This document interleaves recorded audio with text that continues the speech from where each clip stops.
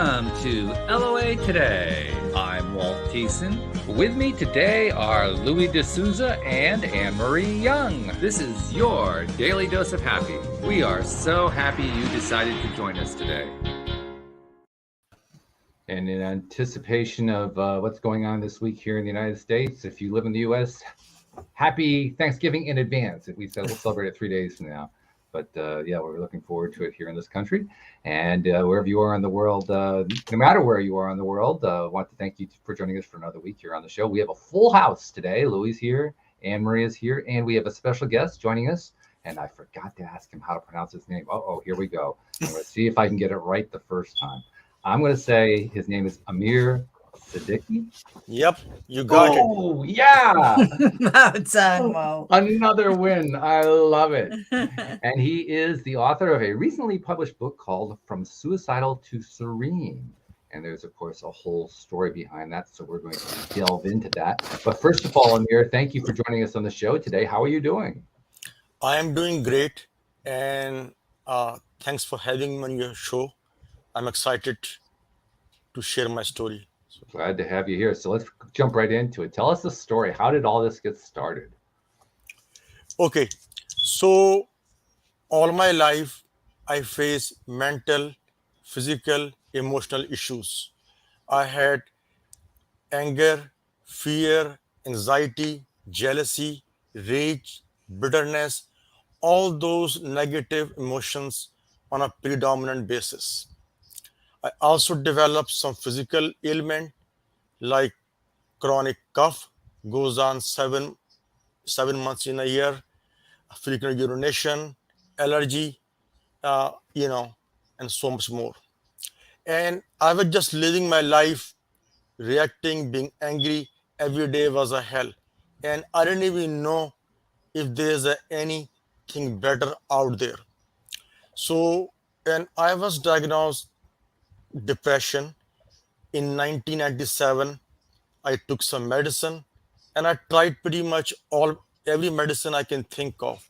Abilify, Paxil, Depacol, Risperdal, lithium, all those they change, nothing worked.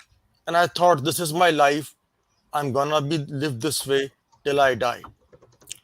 I was suicidal for a year and a half in 2001 to 2002, but somehow I was not able to end my life. Too bad for me. So it goes on and on and on. In June 2015, I got a break. So I got married. God knows why, but I did. So I wanted to increase my income. So I joined Bob Proctor's coaching for a year. And that coaching, and let me just tell you how I found out about him. So I had an EMDR therapist, and she suggested to watch the movie Secret, which I did, not one, two, but many times. And I get inspired, happy, enthusiastic every time I watch. But that's about it, only inspiration, no action step. But then somehow 2014 15, I got a when I got a hunch, so I tried to write down some name. Bob Proctor, John Azaroff, all the teachers were in this movie, and I had to do something because I wanted to earn more money. So I got into the coaching, Bob Proctor's coaching, and whole year passed by. I did everything he asked me to. Course ended. Now my life pretty much still same. I was not happy, not healthy, and broke. But one thing changed, and I got a understanding. Yes, I can improve my life for better, and I can change. Once that understanding I received, I did many things. Surely, but slowly but surely, my life started to change. And this year, my life transformed. So I was so happy. I said, why not share it with everybody else? So I decided to write a book. I get on. I took time off and I wrote the book. Book is launched, and here I am. So that's my story. That's how I got started.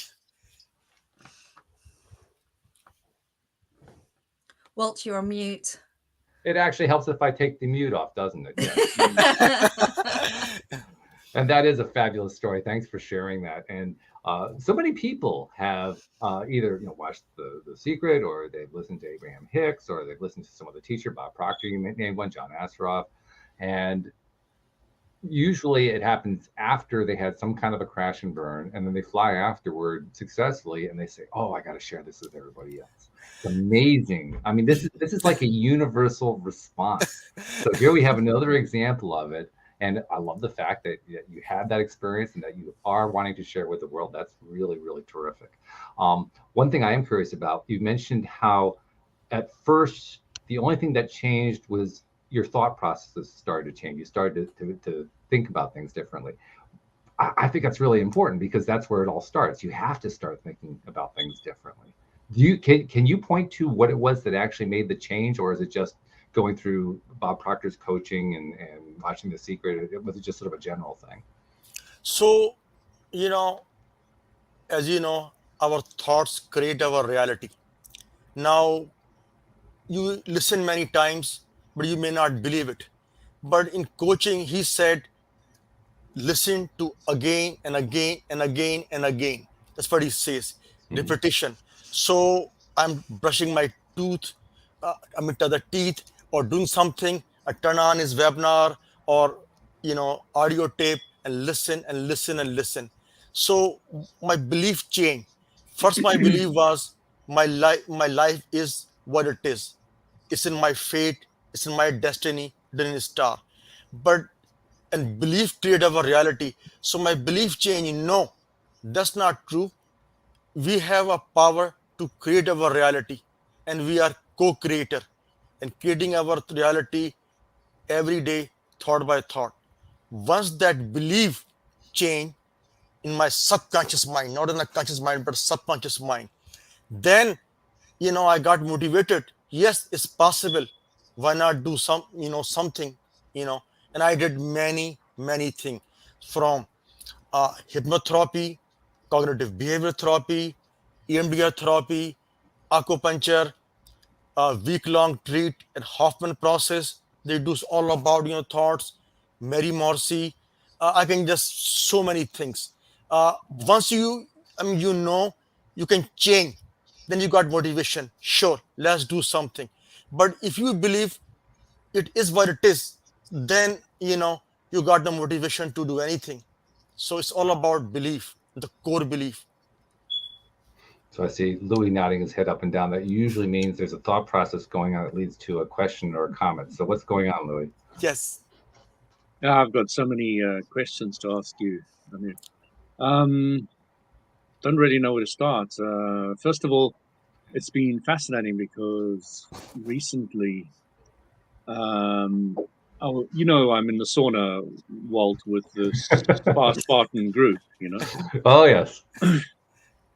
So one of the young lads who I met a few times there, who was part of my group, or my group, Ben's group, decided to commit suicide.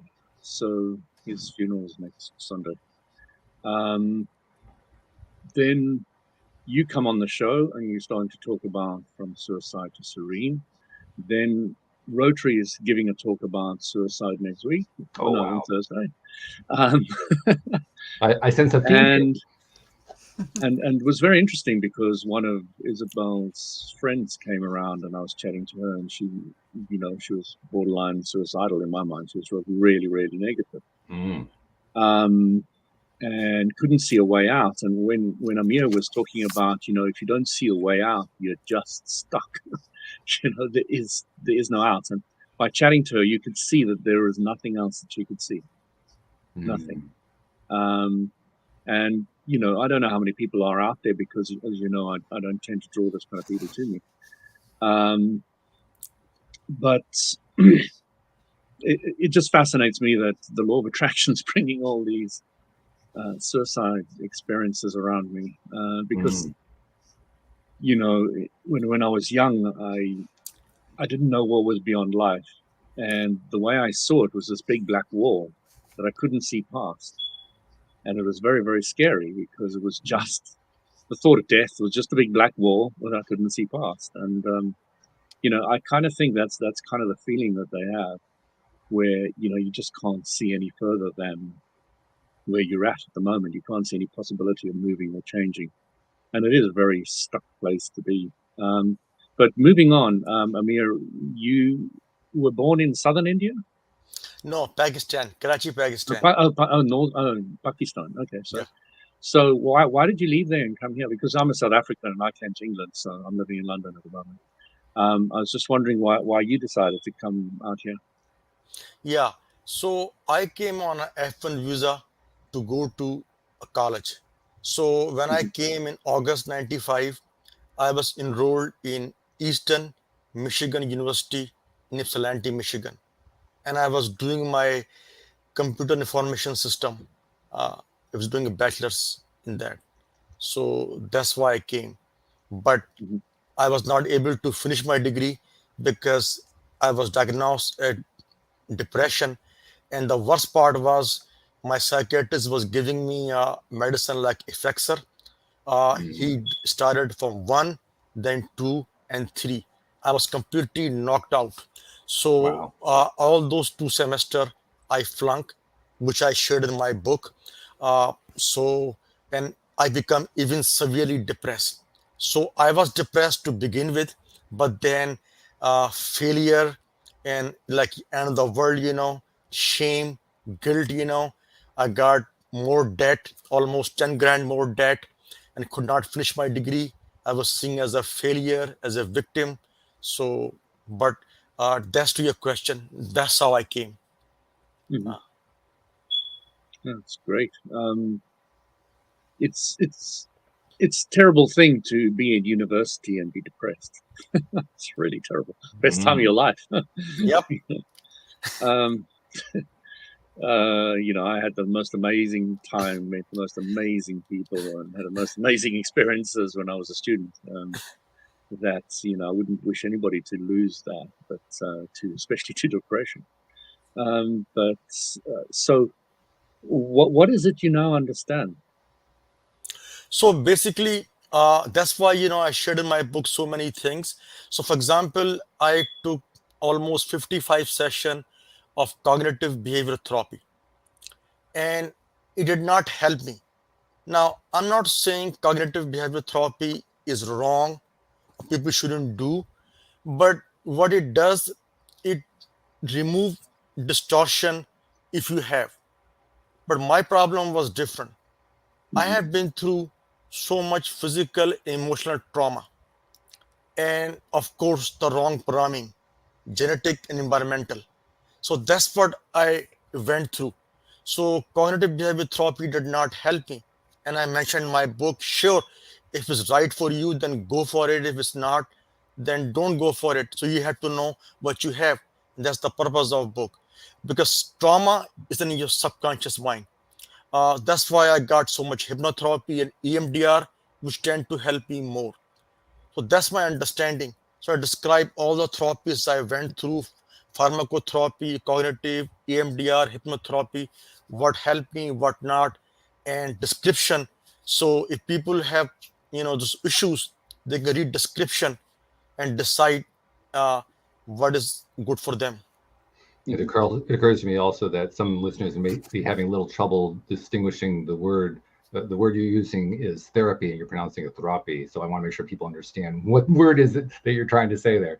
You Therapy, went through, yeah, you went through a number of different therapy programs, including therapist. the cognitive therapy. Yeah, Yeah. So yeah, I just want to clarify that. sure. Thank you. Yeah. Anne Marie, Amir, what are you thinking? yeah, I'm interested to know a bit more about the hypnotherapy. Was you exploring with hypnotherapy, or was it just changing your subconscious? It was doing both. So hypnotherapy can be done in many ways. That hypnotherapist I got, has degree in psychology too, and also hypnotherapy. So sometime he does uh, some psychotherapy. I mean, give me some facts and say why don't you believe this or why you believe this. So working on my conscious mind, and then He also goes through sessions in hypnotherapy and seeing what lies there and work on them. So both exploration, doing some programming, some not much, and of course some psychotherapy, working on my conscious mind. So all. Interesting. And it's funny how The Secret just starts so many people. It started myself as well. That's where I kind of first found out about law of attraction and the power of your mind and how you can change things. And it didn't answer enough, which led to the rest of the investigations. So it's nice that it plants a seed, isn't it? Yeah, and let me just make one small distinction. So, group is law of attraction, and don't get me wrong, I love and believe in law of attraction, but law of attraction is not the primary law. The primary law is law of vibration.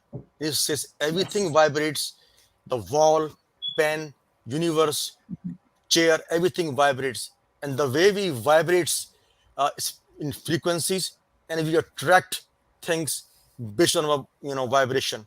So suppose if I am angry, which I was for a long time, and I was attracting all those people angry, uh, destructive, and now I'm in a different vibration, so I attract happier, better people. So law of attraction is good, but you have to go to the fundamental law, which is the law of vibration. Mm. And you were Amir, vibrating. I I just want to throw one thing in to follow up on that. You were actually vibrating on a number of negative levels. You named a number of them: anger, Yep. and fear, and frustration, and I think you listed like 6 or 7 negative emotions. That's wow. correct. I mean, Yeah. that must have been a hellish life. It was. That's why I wanted to commit suicide. So now you can see why I wanted to do what I wanted to do. And it's not that, I was fearful, not because I would die, but because, my biggest fear was, what if I try to commit suicide and I get, disabled and more in pain. So my fear was not to lose life. I never cared for life. My fear was to get more pain if something goes wrong. That's how my thought process used to work at that time. Yeah, Amir, one thing I just wanted to mention is if you look at the definition of the law of attraction, it says whatever is vibrating will draw Yeah. more to it. So Yeah.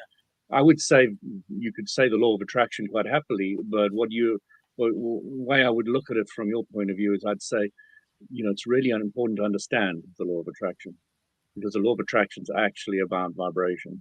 Yeah, that's true. That's true. It's about I vibration. wouldn't say there's a law above the law of attraction. It's just a greater understanding of the law of attraction. Yeah. No, I mean it is, and that's how we understanding. We're talking about a primary law, the law of vibration. So like everything, I mean it says nothing sits idles. It's no such thing as inertia. Everything vibrates. So that's how it's defined. So, have you had any spiritual experiences out of the whole journey that you've gone through? Yeah, I did. So as I shared in my book, that you have to work on all 3 dimensions: physical, mental, and spiritual. So spiritual experience that I have, that everything is connected. So we are a spiritual being. We have intellect, and we live in a physical body, and as such, everything's connected to everything else. So I see more and more connection with other human beings, nature, all those things. So that's the extent of my spiritual awakening experience. I'm curious about the experience itself. When did it happen? How did it happen? How long was it? How do you experience it? I'm always loved the spiritual experiences. That's my thing. So Okay, I'm just so curious sure, if you could explain that event if you want to. sure. So my thing is nature. One thing that my growth gave me is awareness, who I am and what I love to do. And I just love being in nature. So I'm saying I love nature. No, I love being in nature.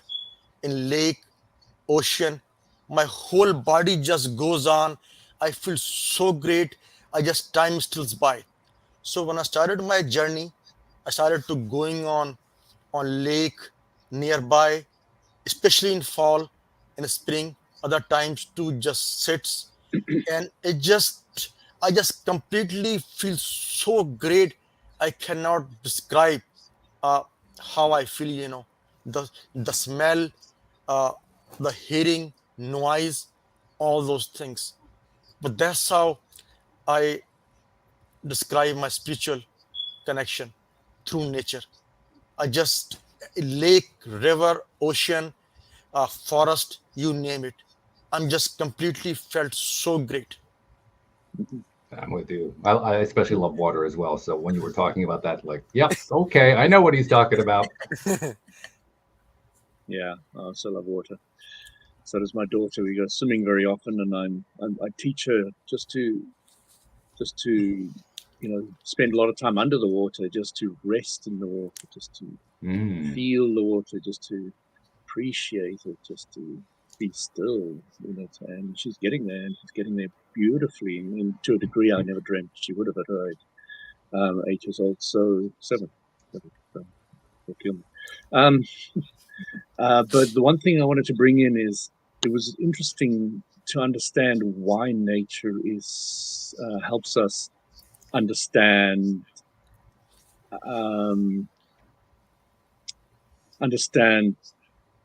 the unity or the oneness of life. And the way I've come to understand it is a tree is not trying to be anything else than a tree.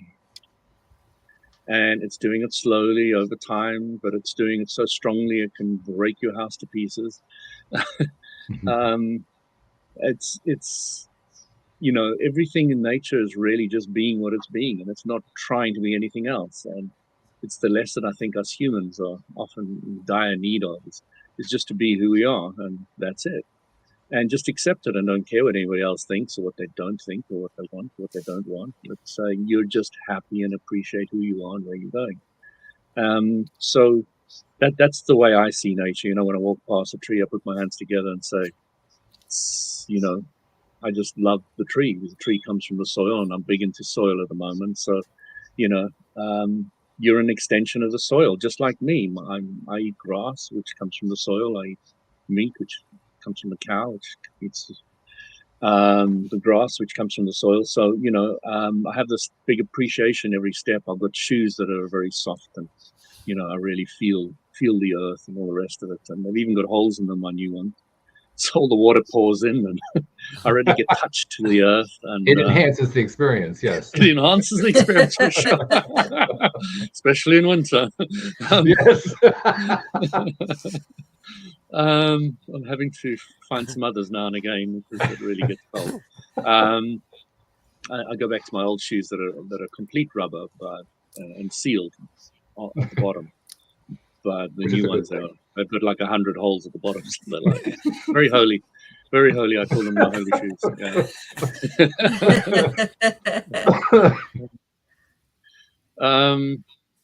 So yeah, it's something my sister, one of my sisters, she's very into nature, and I was always searching and having out-of-body experiences and this and that, and she was like so confused. What the hell's this guy tripping on? And she said, like, everything in life's just in nature. Just look at nature. It's just there. Look at the beetle. Look at the bug. Look at this. Look at that. And I was like, yeah, you can have the nature. I have my other things. But now I'm getting much more into appreciating what nature has to offer. But it's taken me many, many years. That's good. It's a very good thing. Emery, any other questions before we move on to the next thing? So what's the plans after the book? Now the book's launched, are you going to continue with teaching? Yeah, so I am writing a bi-weekly blog on my website on all different topics. I'm appearing in different podcasts. My book basically is about my conversation. So I want to speak, write, and even coach at one point, near future, all those things about conversation, what it means to be happy and healthy. Because the reason I think, because there are many good books out there, but somehow they make one component. For example, like Bob Proctor. I mean, don't get me wrong. I I really liked him. He's one of my mentor. But he only talk about mental and spiritual. What about physical component? I think which is also important. But if you see Dr. Mark Hyman, a great functional medicine doctor, so mostly about diet, this, that, but not too much into mind. So the reason I wrote book, I wanted to, all the components. So if somebody is suffering or any disease, mental or physical, they can see all the components and get healed earlier. So my book has the resources, it also have inspiration and all those component, body, mind, spirit. So that was the purpose. So yes, to your question, it's just a foundation of my conversation. I want to do more and more. I'm already doing it, but I plan to do more and more things. I'm curious to follow up on that and ask what your experience has been talking to other people. And the reason I ask is because just from doing this podcast, I've spoken with hundreds of wonderful people who've been doing all kinds of interesting things in their lives and have stories to share and lessons to share and so forth. And every single one of them that I've spoken with, I've learned something from. I picked up some new way of thinking about something, even if it was something that I didn't agree with. I still got, in fact, I often got more by talking to somebody like that. And I found over time that I really love interacting with so many people who they have their own stories, they have their own journeys, they've had their crash and burns, they've had their flight afterward. Maybe 2 or 3 times they've gone through that, and every single one of them brings a completely new perspective that I love. And I'm curious what your experience has been as you've been reaching out and doing podcasts and talking to people and so forth.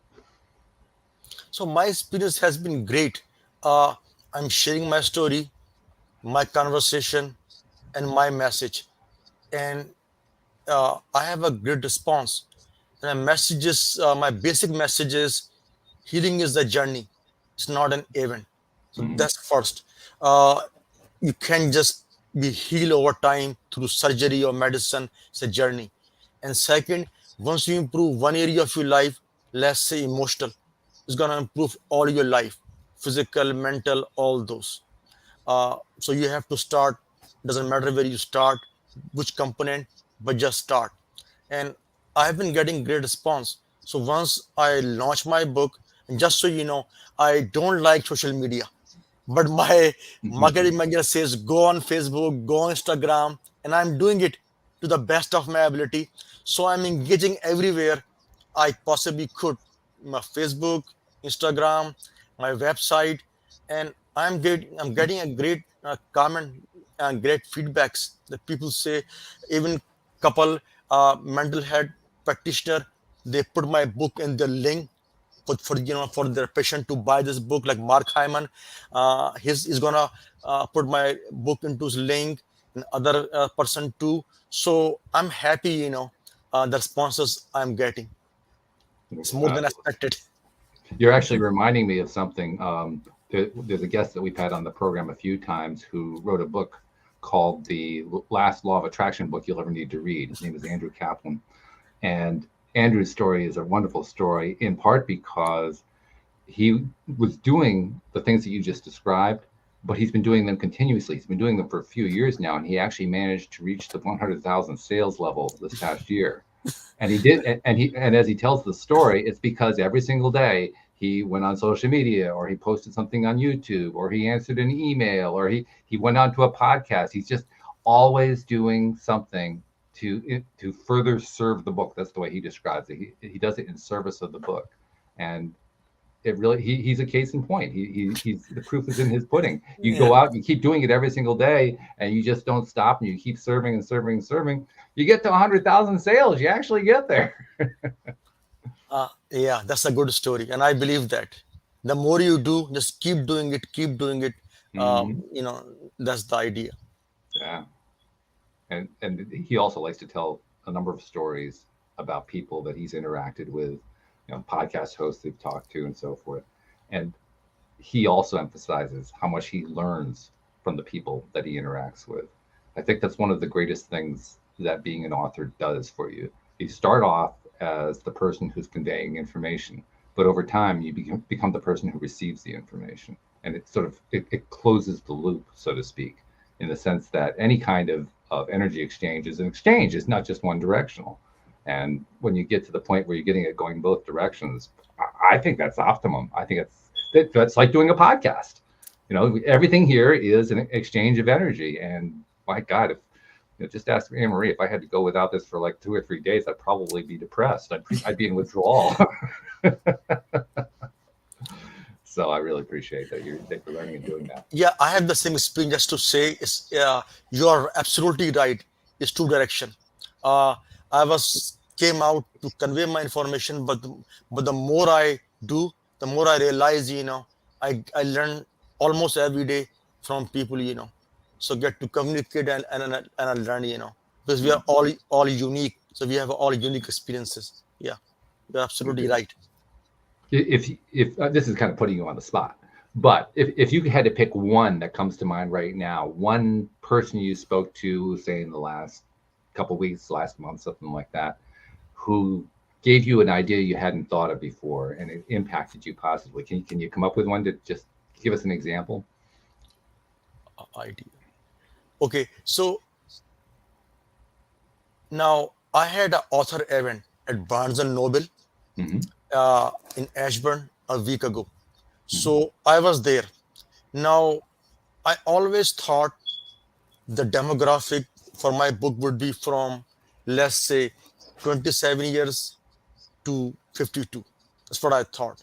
But what I learned at that event, almost 4 or 5 guys came to me and they asked me questions and they bought my book.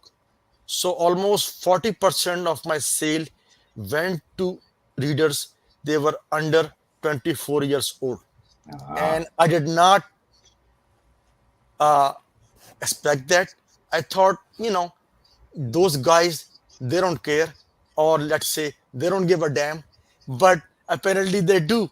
They came, they asked, and they bought my book. So I was surprised. So I guess that's my lesson. That's cool. I like that. Well, it actually makes sense too, because you started to experience your worst times when you were in college, when you were at that age. So it does make sense that people of that age could easily relate to what it is that you're talking about in the book. But how cool that you got to meet some of them.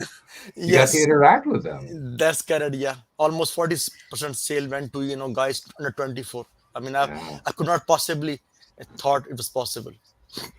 Well, I know in the UK that's the age range. Young males of sort of between like 18 and 26 is the highest rate of suicide in the UK.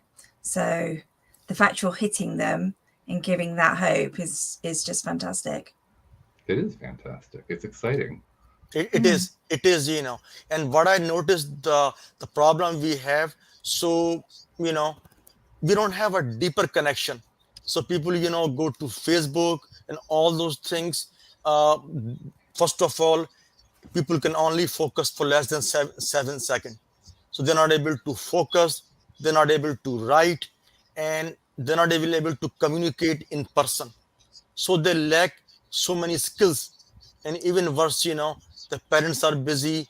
They don't get to really, mentored in a right way. So, I suppose for some kids, that's the reality. You just touched on Louis' favorite thing, short attention span. He has brought that up on numerous occasions. Yeah, I noticed that, so all those skills needed to be, developed. And of course, listening. I guess it's true for all of us, we don't know how to listen. We can hear things, but hearing and listening are two different things. So I try to, do with my book, same thing, to empower them as much as I can and see where the skills are needed, listening, thinking, focusing, writing, and communicate in person, all those things. So that's what, I launched my book. That's beautiful. I love this. And it's a very rewarding conversation to have. I mean, it's an ongoing conversation because you are having it with a lot of different people. But Yep. it's a fun conversation because every single one of those conversations where you're really listening and you've got them really listening. So if the communication is really flowing beautifully, Yep. wow, you get a sense of accomplishment out of that. At least I do. I imagine you probably do too. I think it's probably a universal response, but man, every single one of those just feels like you broke through another barrier. Yep. That's true. Yeah, That's true. it's exciting. It's exciting stuff. Let me ask you about your perspective on the society at large, which is always a bit dangerous because there's so many generalizations we can make. But I want to bring it in because I often get input. Let's put it that way. I get input from guests talking about the different things that they wish were better, that they see these things going on they don't like, and so forth. And every single time that I hear somebody say something like that, I always respond internally. I don't always respond externally, but sometimes I do. I always respond internally with the idea, yeah, but look at how much progress is being made. And I see it everywhere. Now, I think that's partly because I do this podcast and I have some wonderful co-hosts and I have wonderful guests, and you get exposed to enough people like that, you're going to start thinking that this is becoming a really big deal. Somebody who doesn't do a podcast or doesn't listen to a podcast like this very often may not have the same perspective, but I'm curious what your perspective is. Do you see growth happening in larger and larger amounts over time, especially in the last 4 or 5 years? Because from my perspective, especially during the pandemic, I'm just seeing so much of it. I'm curious to know what you're seeing. Well, that is a really good question. And I sometimes I think about to write a book about, all those things, how they connect, like demography, technology, food, uh, people, trends, all those things. Now, I don't see that way. I see two different trends. Let me give you example about, my old field. I used to be appliance repair technician, and appliance used to last 30 years. When I quit my job, newer appliances goes on 3 4 years and break down. So I asked myself, why the hell we improve so much with advancement in technology, but appliances breaks down in 3 4 years, and why the newer houses or newer appliances they don't last long. So I believe that the way business is done, so much businesses, uh, they have to, I think, evolve, meaning on 4 level: value to customer, value to stockholder, value to environment, and to all those 4 level. And they're not doing it. So everywhere you look, at least I see this way, and not just appliances. If you can see about even movies, I watch movies 60s, 50s, they're great. Now I watch new movies, there are some good, but most movies, they don't make the way used to make. So I see both ways, on one end, you see advancement, spiritual growth, functional medicine, and people are growing, they're getting healthier. But on the other level, the way it's done, business, all those things, they're going to the shit rack. So, I mean, both things happening at the same time. Uh, and I think it comes to a point eventually that the way we are living, it could not survive or sustain, and maybe just gonna be transformed to something higher. It would be painful, it would be a lot of destruction, but that's how it would be. But that's how I see. There are a number of people, especially spiritually oriented teachers, who are saying that we're going through a vibration raising globally, and that it is, among other things, creating a lot of the chaos that's going on because not everybody is vibrationally keeping up with it, so it knocks them off balance, so to speak. But overall, everything is moving toward a higher vibrational place. And I think it's fascinating because let's assume, for the sake of discussion, that is true. if it is true, and I think it probably is, then a number of things are going on there. First, there are some people who are rising with the vibration. Their vibration is going up with it. They're having a great experience. Secondly, there's a bunch of people who not only are not aware that it's happening, but they find that their life experience seems to be getting worse because their vibration is not increasing relative to what's going on to the whole. And that's an interesting dichotomy from my perspective. I see both aspects of that going on. Now, here's what is for me the really interesting question about that dichotomy, and that is it a bad thing that the people who are not catching up vibrationally or not keeping up vibrationally are not keeping up? Because I would have said maybe 4 or 5 years ago, I would have said that's a bad thing. I'm not so sure it's a bad thing anymore. I think actually it may be a good thing in some ways, simply because it's evidence that they are on paths to learn things that they've been wanting to learn. So again, I guess it comes down to perspective, but what's your perspective on that? I don't think it's bad or good. I think it's natural, because the law of polarity says there's always gonna be a two side. You cannot have right without the left, top without the bottom, negative without the positive. You're gonna have a both sides. That's why you can see so much polarization. All those people who left behind from globalization and all those things, they're angry, they're not happy, and that's natural. I mean, you can't have a heaven in this world. You're gonna be always, this kind of a thing. One side going up, other side not, and then they all collapse and new civilization. That's how I think. I mean, not good or bad. It just is. It's natural.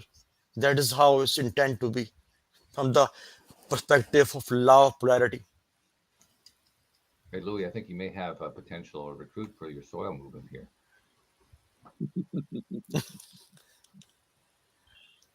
Louis is very much into soil reclamation, and he gives us little lessons, little tidbits periodically about how important soil is and how relatively insignificant humans are by comparison. So I was kind of thinking about that when you were talking there. He keeps us on our toes, that's for sure. So, but I suppose if we're saying to people that it's a shame that you're not on another vibration, then we're in that judgment and we're in a lower vibration for judging it, aren't we? So I think I'm we're in a all on higher our own vibration little than you are. it's I'm a higher than you competition. You better catch up or you'll lose that. I'll be in the old world. Yeah, all kinds of different ways to look at this stuff. No doubt about it. Yeah, I don't judge people. I'm just saying, if you have to do comparison, which I'm not doing, personally, but what's going on in society and all over the globe. So that's why, I invoke the law of polarity. You see people everywhere, the people who left behind and people, who are moving ahead, in Europe, in USA, in everywhere. And the ones they left behind, they're not happy. Of course, they're angry. That's why you see so much anger and shooting and all those political polarization and all those. So it just is. I don't think it's bad or good. I mean, we cannot have a heaven in this life. It has to be that way, to me. I'm curious But how oh, go ahead, Emery. I've been talking. No, I was just going to make the point that sometimes when you hit that rock bottom like you did, Amir, that's when you can start learning the tools to raise your vibration. So sometimes some people might have to hit that rock bottom.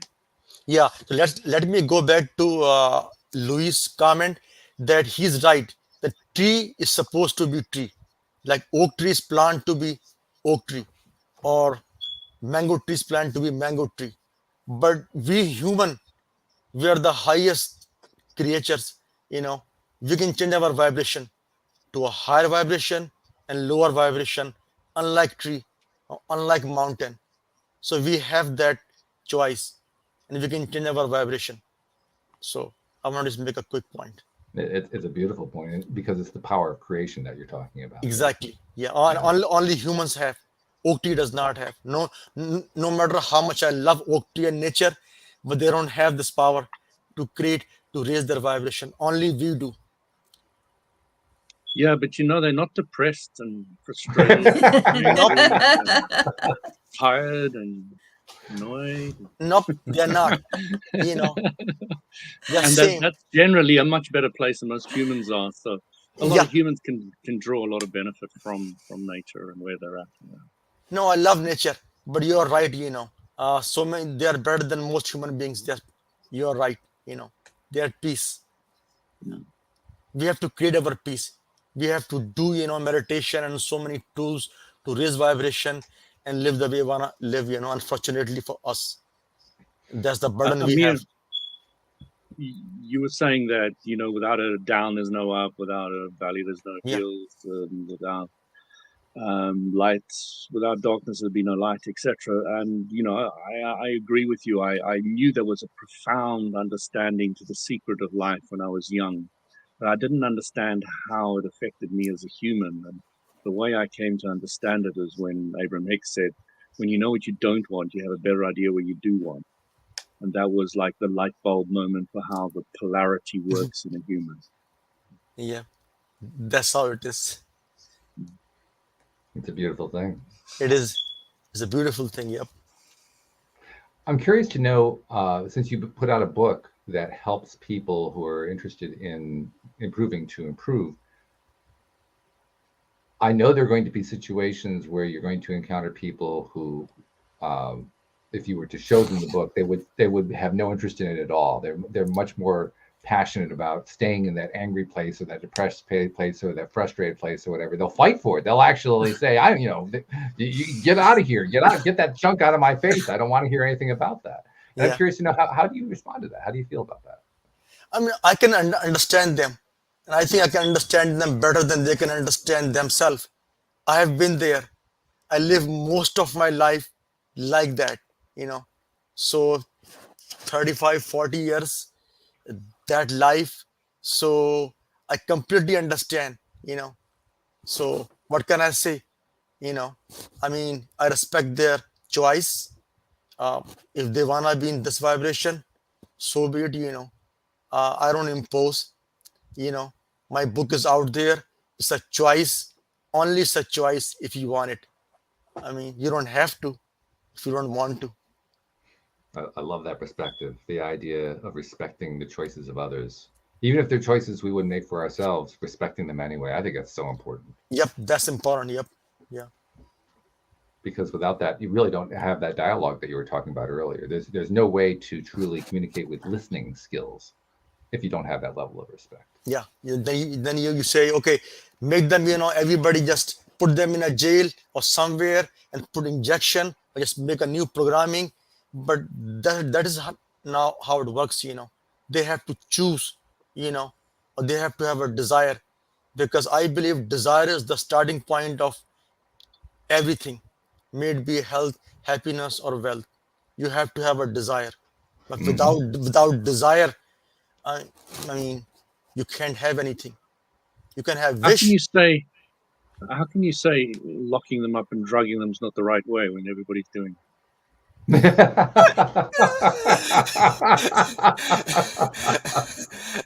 don't understand that.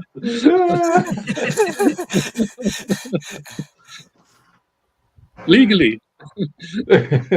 No, I don't want it.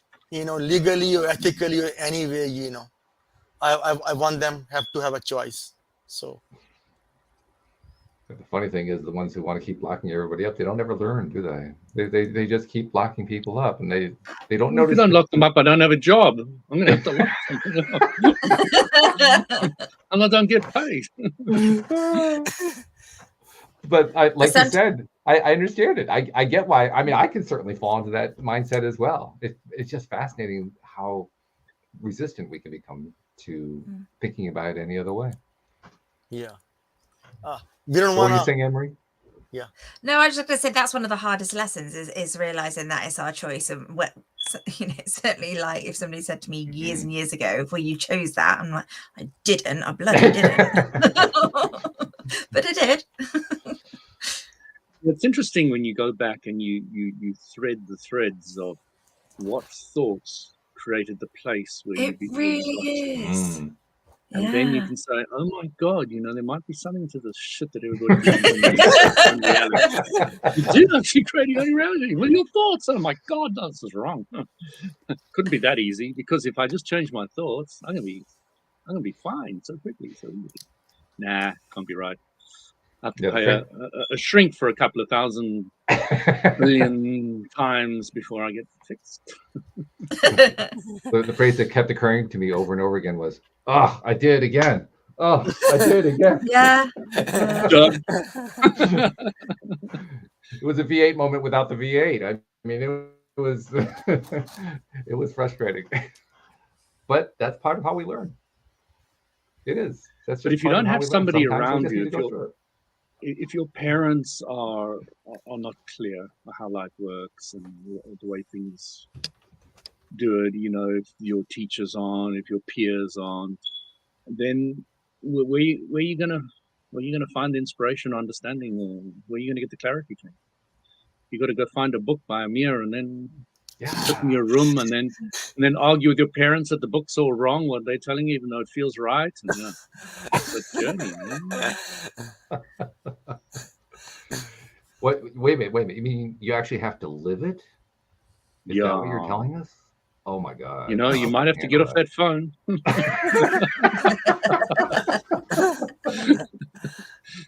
I said to my daughter when I walked down, she's supposed to be doing homework. I said, Isabel, successful life or another movie. A successful life or another movie. A successful life or another movie. I walked off. Does she not just turn around and go, I'll manifest the perfect job, I'll be on the right There you line go, for right. it.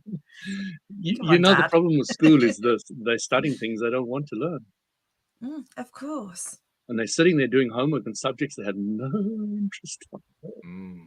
And I have sympathy for that, I mean, I don't believe in the school structure as it is, and I've said so thousands of times in thousands of different ways. But it's completely flawed, 100% flawed. If they're teaching you anything Google can answer, you're wasting your time. There's an interesting approach. Yeah, so here's true. the test. Okay, here's what Google has. Here's what the school system offers. Is there anything that the school system offers that's not in Google? Exactly. There's a good point. There's a good point. We just eliminated the school system. Exactly. We can eliminate the prisons, the hospitals. We can eliminate everything in the same way. My God, that's scary. Oh my God, how can we handle that? This is the end of the humans being universe as happy. we know it. No. Can't have that. Too many people That- out of a that's- job. It's good to know that Google can do my daughter's maths homework with her then. Absolutely. Love it. And for those who think that Google is taking over the earth, there's also DuckDuckGo. You can go either way. Again, you have a choice. You get to decide which way you want to go on it. First. Yeah, but the problem is, in my opinion, Google's gave you information, but not understanding. That's the problem, You can just I don't know. search. Those YouTube videos have given me some great enlightenment. The Bob Proctor one. Yes. Yeah. That was on the internet. That was Yeah. on Google. A whole bunch of Abraham Hicks on there. I know that. Exactly. It raises an interesting question, though. Where does understanding come from? Does it actually come from an external source? That's a good question. Well, here's If what we I are come to. everything, if we're all connected. I think understanding comes from within. I basically, the way I think learning happens is, yes, we get lots of data from the external, but in order to truly grasp it and to understand it and to in some way find a way to internalize it, well, that word says it. You have to go inside. You have to go internally. That's the only place that you can really come to understand something, no matter what that something might be. So I love that we have the external, but I think ultimately what people are looking for when they're looking for how to grasp, how to understand, how to comprehend what's going on, they have to go inside. And that's really what the lesson is: learning to go inside, learning to trust what's inside. instead of what we have been taught for so many generations. Don't trust those internal feelings. Don't trust. That's the devil's work in there. You don't want to go in there. Bad stuff going on in there. Well, we're beginning to learn. No, actually, there's good stuff going on in there. We can trust it. Yeah, that's the, I think he raised a good point about school system. They mostly teaches you with your conscious mind, but 90% of our activities come from subconscious mind. Like we brush our teeth, we drive our car, we make our bed. We don't think about it's our subconscious, our I habits. don't know. I think about how to make a bed. I don't know how to do it. My wife's good at it though. No, I'm only kidding.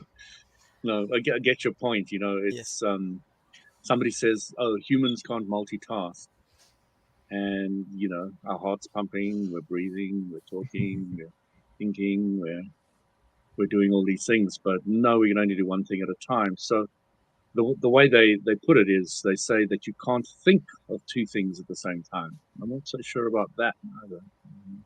Can you? I don't know, but I'm visualizing Louis going on to Google to learn how to make a bed. That's an interesting thing.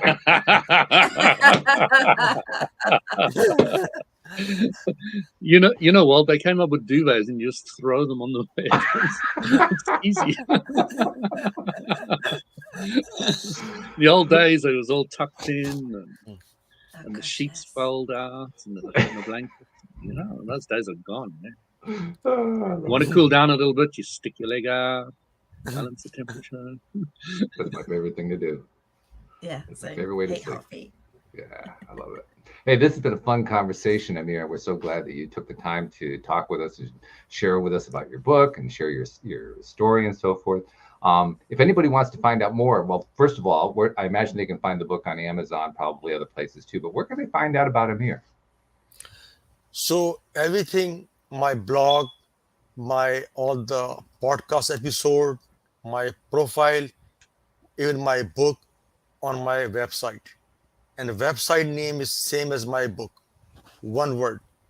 From Suicidal to Serene.com. From Suicidal to Serene. And my book is more than Amazon. So Amazon, Barnes & Noble, Digital 2 Draft.